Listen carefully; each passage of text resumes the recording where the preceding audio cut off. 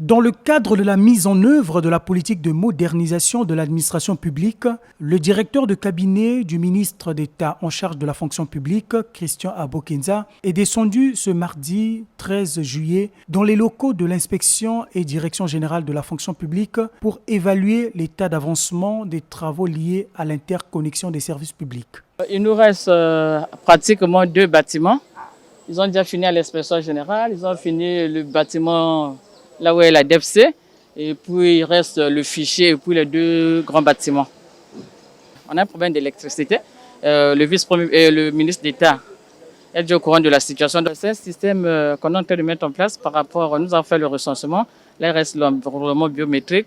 Là nous allons mettre en place le système intégré de gestion des ressources humaines. Cela va nous faciliter beaucoup de choses parce que la fonction publique, en particulier la direction générale, nous travaillons encore manuellement, alors qu'ailleurs, ce n'est plus ça. Donc, le système va nous apporter en tout cas beaucoup de choses, surtout dans le suivi de la carrière des fonctionnaires. Parce qu'actuellement, on ne peut pas parler de retraite automatique, étant donné que nous travaillons encore manuellement. Le retraité, quand il est admis à la retraite, doit attendre sa dernière promotion, tout ça. Alors, si le système était vraiment mis en place, le suivi des fonctionnaires se faisait automatiquement.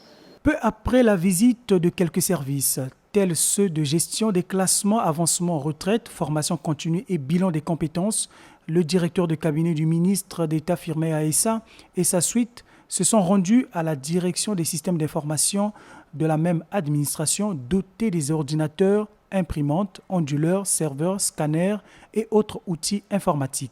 Ce matériel a été acquis grâce au projet de réforme intégrée du secteur public financé par la Banque mondiale. Un logiciel intégrateur, un logiciel qui permettra dans un seul fichier la gestion du personnel de la fonction publique, et leur salaire et les pensions. Lorsqu'on parle souvent de retraite automatique, c'est justement cela sera possible grâce à ce puissant logiciel qui est développé, et donc nous sommes en train de mettre à l'œuvre les prérequis pour son fonctionnement et son utilisation. Il ne devra pas pouvoir trop tarder.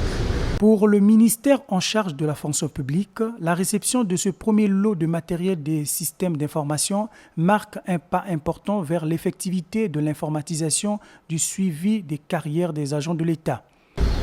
Ce premier lot que nous venons de recevoir intègre un long processus qui aboutira à la mise en place effective du système intégré de gestion des ressources humaines de l'État.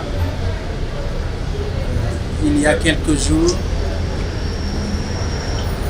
lors de la séance des questions orales au gouvernement, le ministre d'État indiquait à notre auguste assemblée que l'informatisation de l'administration publique était en cours et que cela allait aboutir notamment à la gestion automatisée carrière des agents civils de l'État, qui aura pour conséquence naturelle, comme vous le savez, l'automatisation de la retraite.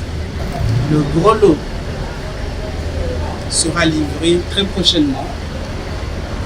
Ensemble avec vous, nous avons eu l'occasion de visiter déjà les travaux de câblage qui sont réalisés au niveau de l'inspection générale des services administratifs, au niveau de la direction générale de la fonction publique, pour que effectivement il y ait interconnexion de tous les domaines d'activité du ministère pour permettre effectivement que la gestion de la carrière des agents civils de l'État se fasse telle que souhaitée, telle que dispose la loi, parce que la loi 021 l'avait déjà prévu, la gestion automatique de la carrière des agents.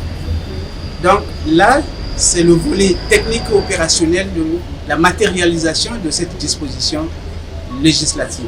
À travers cette réforme intégrée de l'interconnexion des services publics, le gouvernement montre sa volonté d'éradiquer la lenteur administrative.